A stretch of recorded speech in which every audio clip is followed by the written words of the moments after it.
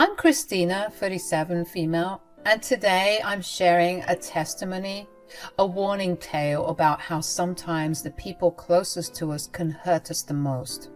Not too long ago, I was living a sweet life, loving wife, doting mom, you know the drill. Enoch, my husband, was the kind of man who built and moved mountains for us.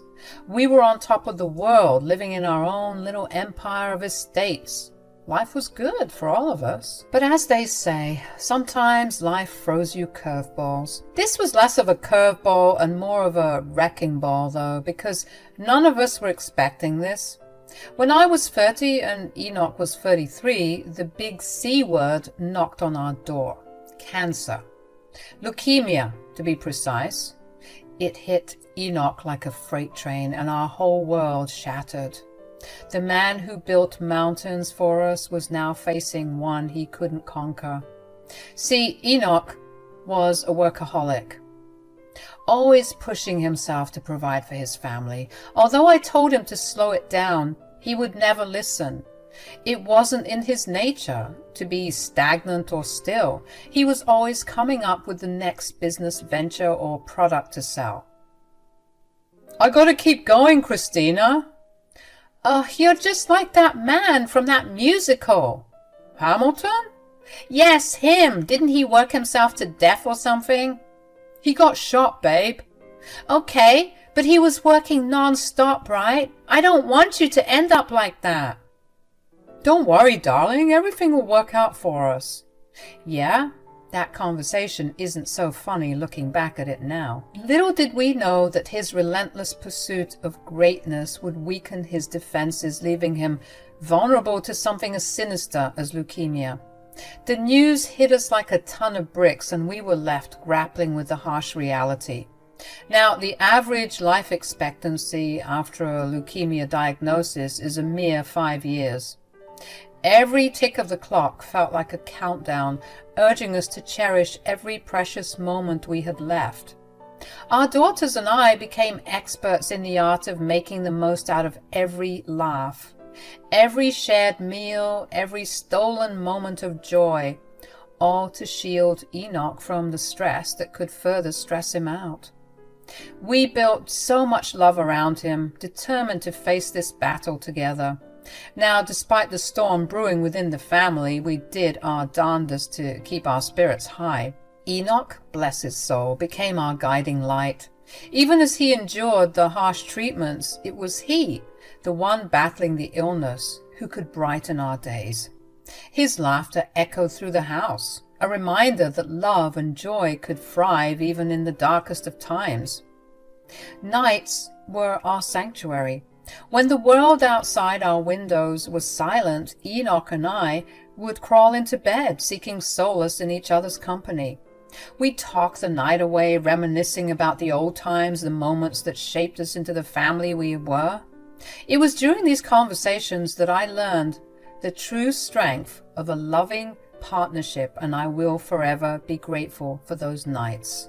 We'd share dreams, whisper hopes, and laugh about the quirks that made our love story uniquely ours. Enoch's resilience was a shining light, guiding us through this really dark period of our lives. As the years rolled on, Enoch's health didn't show any signs of improvement. The resilient man who'd brought laughter into our lives now faced the brutal reality of a body that refused to heal. Yet he was still clinging to that same happy-go-lucky spirit that had defined him all along. His smile, though strained, persisted like a flame in the wind.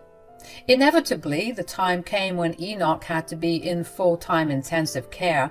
His laughter, once the song that filled our home, was replaced by the cold hum of medical equipment. Enoch lay on what seemed like his deathbed, a stark contrast to the man who'd once been the vibrant heart of our family. The atmosphere was heavy with the grim acknowledgement of the inevitable. His once lively eyes now held a deep sadness, a reflection of the pain that engulfed him. It was crushing to witness, and the laughter that used to echo through our home was now replaced by an eerie silence. Enoch, who had always been the one to offer comfort, found himself in need of all the help he could get. His voice, once a source of joy, had become a rare occurrence. In those precious moments when words escaped his lips, he spoke to me, sharing the sweetest sentiments. In the middle of the suffering and the silence, he'd say, "Christina, you've been my strength, my reason to smile even in the darkest hours. Our love has been my anchor, the only reason I've managed to last 7 more years with you, and I'm grateful for every shared laugh and whispered dream. You and the girls are my greatest blessings. I love you with all my heart." I would bawl my eyes out every day. There is nothing that compares to the pain of knowing that you're losing someone right in front of you. I don't think I'll ever heal from this. Enoch, the man who had faced the world with unwavering strength, now faced his own mortality. Enoch died on a Sunday morning while the kids and I were attending Mass. He had lived to be 40 and had spent his 40th birthday tied up to machines and tubes and slowly losing his life. No way to celebrate a birthday. The man who had been our rock, our source of laughter and strength, was gone. I was left wondering, how would life go on without Enoch's laughter echoing through the halls of our home? I just couldn't fathom the idea of navigating this world without the love of my life by my side. I still can't. Patricia, Enoch's mother, arrived at the hospital to find her son dead. The sight was agonizing, a mother's worst nightmare realized, I'm sure. In the middle of this heart-wrenching scene, I reached out to comfort my grieving mother-in-law, but what happened next shocked everyone in the room. Patricia violently pushed me out of the way. For a second, I thought it was just the grief consuming her, but then she said, "Get away from me! This is all your fault!" What? My fault? I knew that this wasn't going anywhere good, so I said, "Girls, go outside for a moment." The girls hesitated, but, sensing our need for privacy, left the room, leaving me alone to face the unexpected storm. "What's going on, Patricia?" "This is all your fault. Enoch worked himself into an early grave, always trying to provide for you and those greedy kids of yours. I've always hated you. You've taken the one thing that I loved in this life. I will never forgive you for this." "Patricia, I know that this is a lot. I'm sorry. Did one of your girls die today?" No." "Then how could you possibly know what I'm going through?" "I think we all need to take a deep breath and just no. I think that you need to leave. You and your vermin have no right being here. Get out, all of you." "I'm not leaving. The girls and I aren't done saying our goodbyes." "No, you have to go now." To say I was shocked would be an understatement. I didn't know why Patricia was attacking me like this. I know that grief makes people react in crazy ways, but I was never expecting anything like this. I felt kind of silly for telling the girls to go out. I'm pretty sure they heard everything. Patricia's yelling escalated, and I'm sure the whole hospital could hear her at that point. Concerned hospital attendants warned that if she didn't calm down, security would be called to escort her out. But Patricia, lost in her own anger, refused to listen to the warnings. Security guards arrived shortly after, firm and composed, attempting to guide Patricia out of the hospital. As she was being escorted out, she was yelling and screaming, cursing out all of us, including her own grandchildren, and humiliating us in front of everyone. After Patricia's dramatic exit from the hospital, I was left standing there, completely dumbfounded. I was filled with confusion and sadness. How did a moment of grief and mourning turn into a raging blame game? It felt like a nightmare, and I couldn't wake up. Later in the day, I decided to approach Patricia at her home, hoping that with time she would have calmed down and come to her senses. We needed to discuss the funeral arrangements, support each other through this tragedy, and try to make sense of the chaos that had ensued. So getting through to her sooner rather than later was a good call. I got inside her home with my spare key because she wasn't answering the door, but I knew she was home because her car was in the driveway, and found her in the kitchen. "Patricia, can we talk?" "What the hell are you doing here? I don't want you in my home, you murderer!" "Patricia, I'm hurting too. What is going on with you?" "Get out." "Not before we talk." "Talk?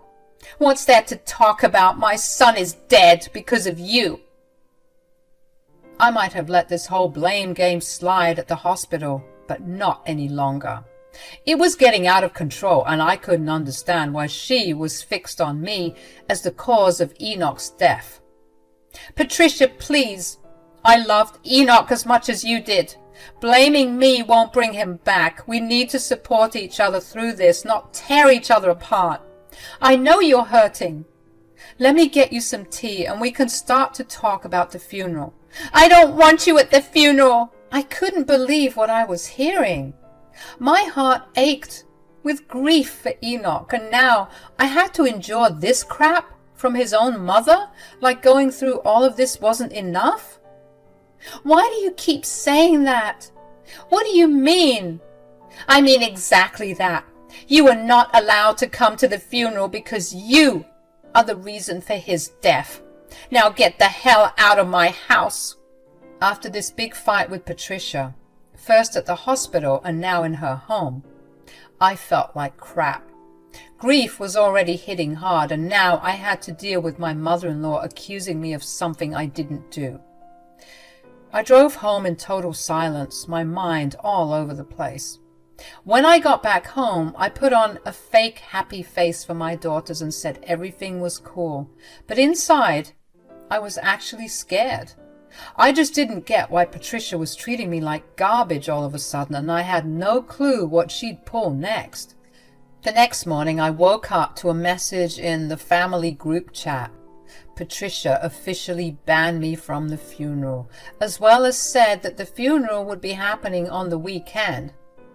This was on a Wednesday. I knew I had to sort this crap out with Patricia, but first I had to meet with Enoch's lawyers to discuss the will.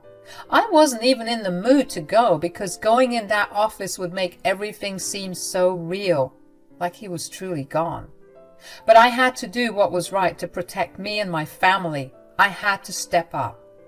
So I went to the lawyer's office and I was in for a total shock. You see, I figured that Enoch would divvy things up evenly between his mother and me, but when I saw Enoch's will, big surprise. He left everything to me. Not only that, but he had left me this mansion he had been working on before he fell ill. He said that this mansion would be his greatest work, one where all of his grandchildren could roam around freely. I sat there staring at the papers, feeling grateful but guilty. I asked the lawyer about what had happened because I thought that this would be the plan from the beginning, but the lawyer told me that Enoch had updated his will when he first got sick. I don't know what to say. All right, so after settling things at the lawyer's office, I decided to head over to Patricia's place once again to clear the air and to get to the bottom of why she was being so evil. I knocked on her door like a million times, but she wasn't answering. Now, her car was parked right there, so I knew she was home, just like the last time. I was hesitant to walk in again like last time, but I had been knocking for ages and I started getting scared. Anxiety started creeping in. What if something happened to her? I mean, she was an old lady. What if she fell down or something? I used my spare key, opened the door, and called out for Patricia. No response. Went upstairs and looked around. Nada. Downstairs, I spotted a document on the coffee table. Enoch's name caught my eye, so I dove in. What I read ticked me off big time. Patricia was scheming to snatch the mansion away from me. Seriously? The document was detailing some lawsuit where she wanted to sue me for ownership of the house, stating that I had no business owning the house and a bunch of other legal jargon I couldn't understand. I was beyond surprised. I snapped pictures of that snake of a document and stormed out fuming. Got home, sat down, and called up the family lawyers to discuss what I had just seen. I asked if they knew anything about this at all.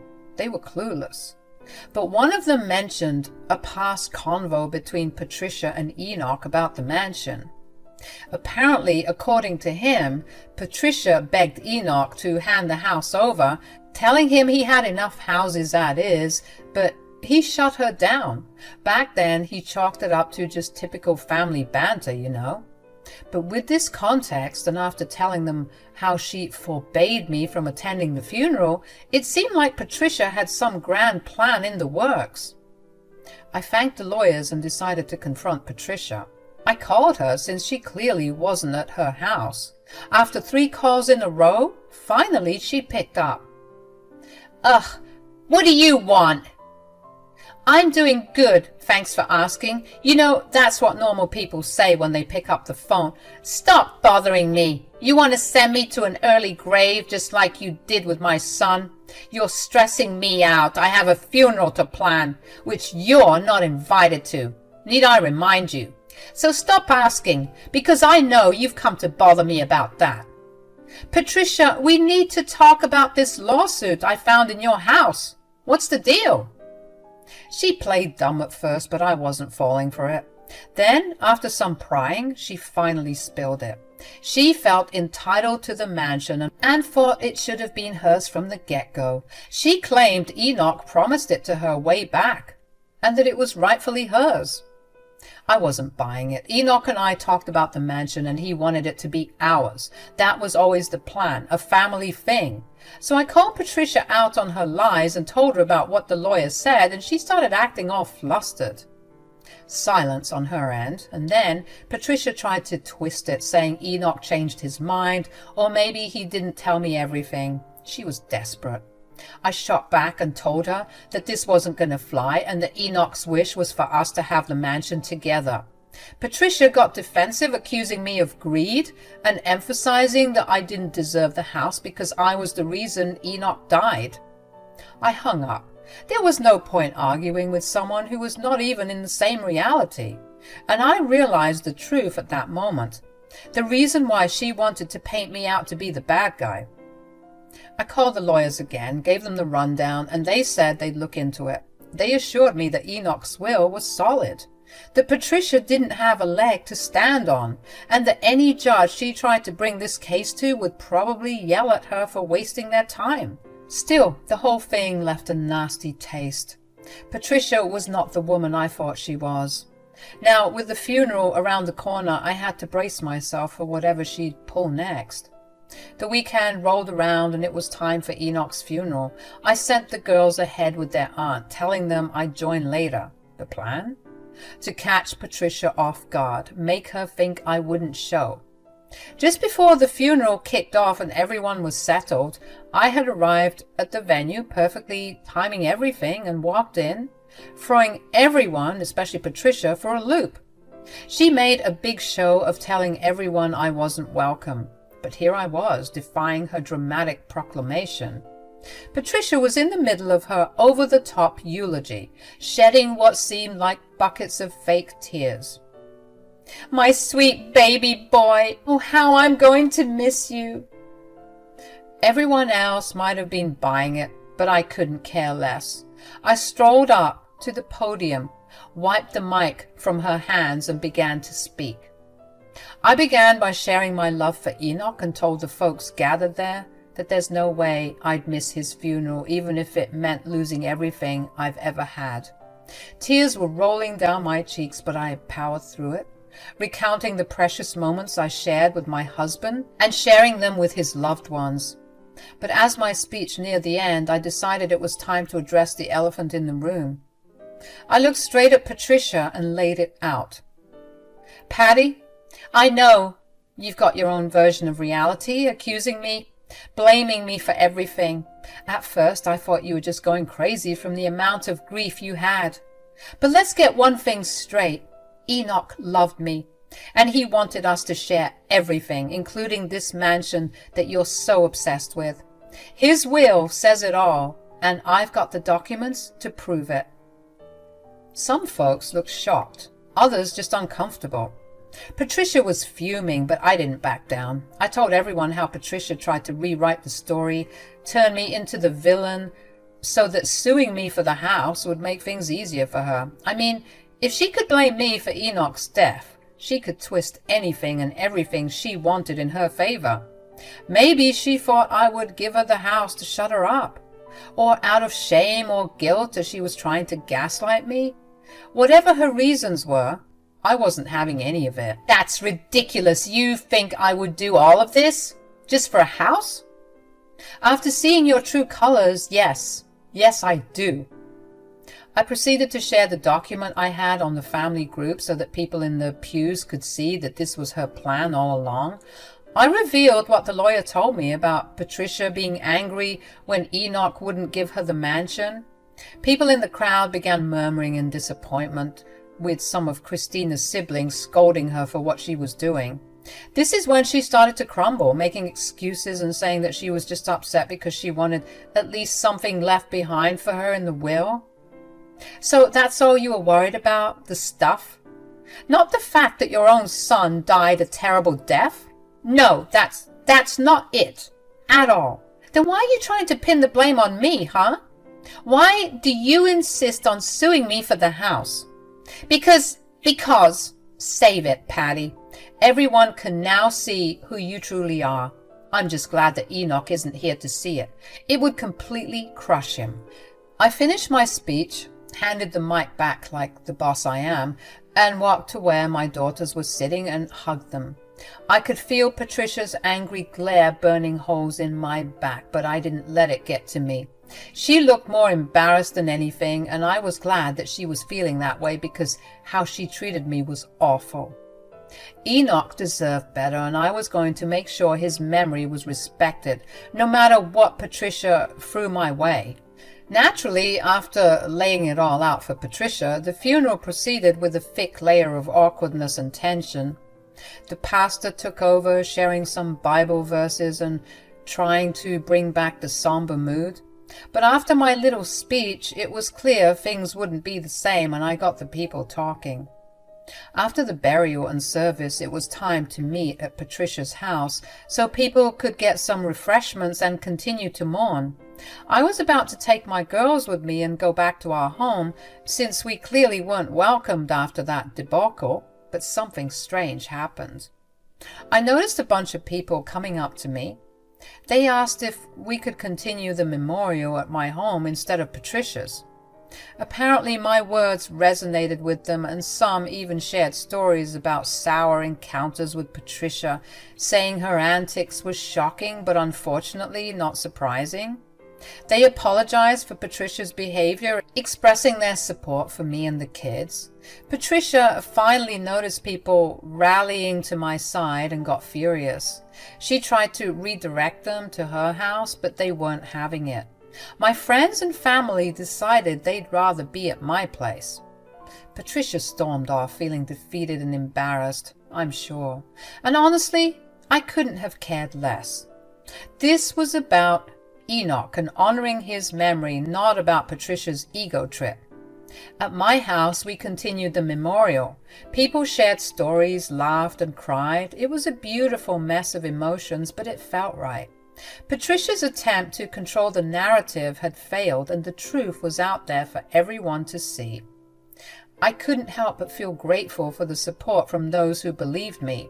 Patricia's bitterness might have cast a dark shadow, but the love and memories we shared with Enoch came out strong in the end. And in a strange way, it felt like Enoch was with us, guiding us through the storm his mother had tried to create. As for Patricia, she's kind of unofficially shunned from the family. She's tried reaching out to some of the family members to get some sympathy, but all they've done is report it to me and leave her on read. So that's my story, folks. Let me know what you think about it. Do you think I should reach out to her? Do you think that she deserves a second chance? Thanks for listening to my story, you all.